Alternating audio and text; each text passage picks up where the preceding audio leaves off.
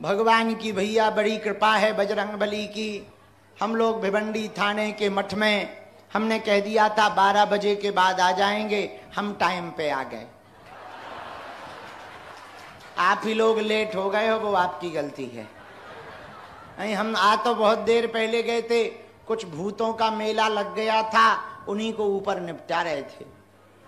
भूतों को कुछों को पकड़ कर करके वहीं जकड़वा दिया। फिर इसके बाद में हमने कहा चलो नीचे पागल बैठे हैं। हमारे त्रिपाठी जी के घर पर भी गणेश जी बैठते हैं, यहाँ भी बैठ गए, मठ में भी भिवंडी में। हमारा तो मन कर रहा अब हर साल यहीं आ जाया करेंगे। आज रात का प्लान सुनो, थोड़ी देर भभूति बांट रहे, फिर जने जाना है वो ताकि खिसक लें। रात का प्लान ये है, बढ़िया भजन कीर्तन और नचने का मन है। नहीं, तुम्हें नचवाएंगे, हम थोड़ी नचेंगे, हम तो भजन गाएंगे। भजन कलाकार जो कल आए थे वो आ सकते हैं क्या आज? बुलाओ, लगाओ फोन। यही है जो कल थे, आएंगे? हाँ, कलाकार बुलाओ, आज रात को होने दो गणपति बप्पा मोरिया। हम भी रात तो देखें बंबई की यहाँ पे कैसी निकलती है। हाँ, तो अरे वाह, भगवान की बड़ी कृपा है, गणेश जी की बड़ी दया है, भगवान हनुमान जी की अनुकंपा से भिवंडी के थाने के मठ में गणेश जी का पदार्पण हो गया है। इससे सिद्ध होता है कि गणेश उत्सव जब तक चले तुम लोगों को एक नियम करना है, बहुत अच्छा नियम है, बहुत पावरफुल नियम है। रोज दूबा की माला ओम गम गणपते नमः बोलकर गणेश जी को चढ़ानी। रोज दूब की माला ओम गम गणपते नमः मंत्र बोलकर गणेश जी को चढ़ानी है। उससे क्या होगा? भगवान गजानन प्रसन्न होंगे, रिद्धि सिद्धि का आशीर्वाद प्राप्त होगा। अब किसी के पास ये व्यवस्था नहीं है तो एक उपाय है, रोज 12 नाम गणेश जी के आपको लेना है और 12 मोदक गणेश जी को चढ़ाने से भगवान गणपति प्रसन्न होते हैं। ये हैं विघ्न विनायक, इनका नाम है विघ्न नाशक। विघ्न को मिटाते हैं, काम में विघ्न बन रहा हो, अवरोध पड़ रहा हो, बार बार बंधन हो जाता हो, बार बार झटका लग जाता हो, तो यदि कोई 12 नाम लेकर, यदि कोई 12 नाम गणेश जी के लेकर 12 मोदक गणेश उत्सव में भगवान गजानन के चरणों में चढ़ाते हैं, उन पर भगवान गणेश की विशेष अनुकंपा होती है और उनका विघ्न मिट जाता है।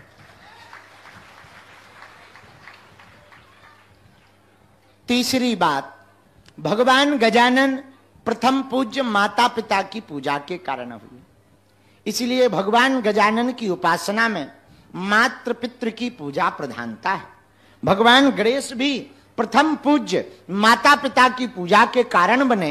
कितना अद्भुत संकेत है कि जब माता पिता की पूजा के कारण गणपति भगवान प्रथम पूज्य बन सकते हैं, तो हम लोग भी यदि माता पिता की आज्ञा का पालन करते हुए जीवन जिएं तो हम लोगों के भी काम पूरे हो सकते हैं।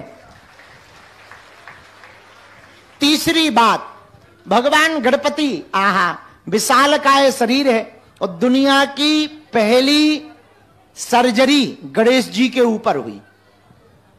दुनिया की पहली सर्जरी गणेश जी के ऊपर हुई। आजकल जेंडर चेंज होने लगे, लड़का लड़की बनने लगे। हमने न्यूज़ों में पढ़ा कुछ लड़के लड़की बन जाते, नकली वाले नहीं असली वाले, और कुछ लड़कियां लड़के बन जाते। ऐसा सर्जरी आ गई। तो हम एक दिन बड़ा सोचते रहे, बताओ क्या जमाना आ गया।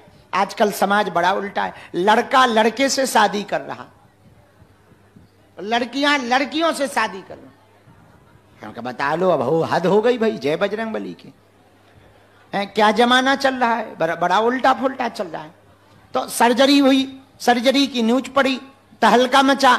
हमने कहा ये कोई बड़ी बात है। तो एक प्रोफेसर हमारे पास आए, देखो देखो हमारा विज्ञान, देखो लड़का को लड़की, भगवान के भी सिस्टम को चेंज कर दिया जाता है। लड़का को लड़की, लड़की को लड़का बना दिया जाए। अरे हाँ गई चौपरा हो, प्रोफेसर साहब, ये तो ऑलरेडी तुम तो लड़का को लड़की ही बना सकते हो, लड़की को लड़का ही बना सकते हो। हमारे वाले अध्यात्म का सिस्टम देखो, सिर किसी और का, शरीर किसी और का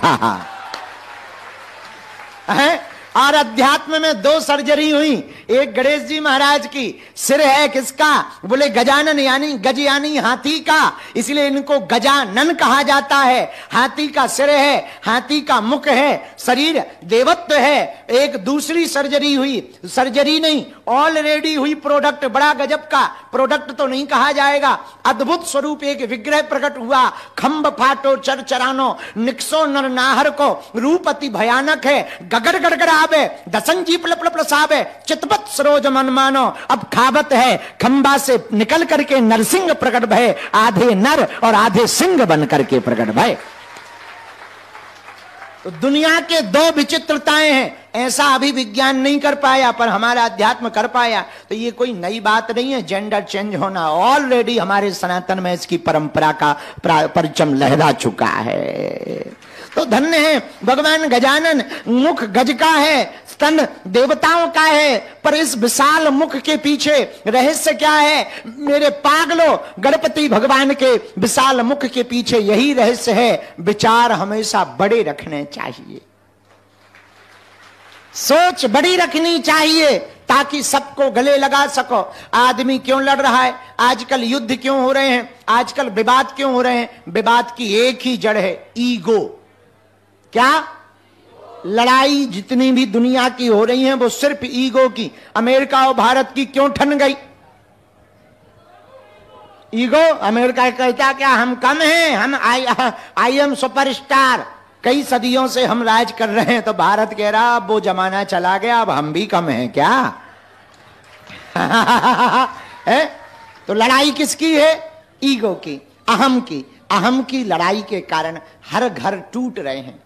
अहम की लड़ाई के कारण पति पत्नी के रिश्ते टूट रहे हैं। अहम की लड़ाई के कारण भाई और बहन में बातचीत बंद हो गई। अहम की लड़ाई के कारण भाई भाई एक दूसरे से बात नहीं करते हैं। अहम के कारण भाई चाचा से बात नहीं करता, माँ से बात नहीं करता, बेटा माँ से बात नहीं करता, पिता से बात नहीं करता। भगवान गणपति से सीखो विशाल बुद्धि के बारे में। इतना बड़ा सिर इसलिए है क्योंकि विशाल विचार के जनक हैं भैया, जो सबको अपना बना ले, जो सबको क्षमा कर दे। देखो घर को यदि तुम्हें गृहस्थ जीवन को अच्छा बनाना है तो हमारी आज की बात मान लेना। पूछो क्या?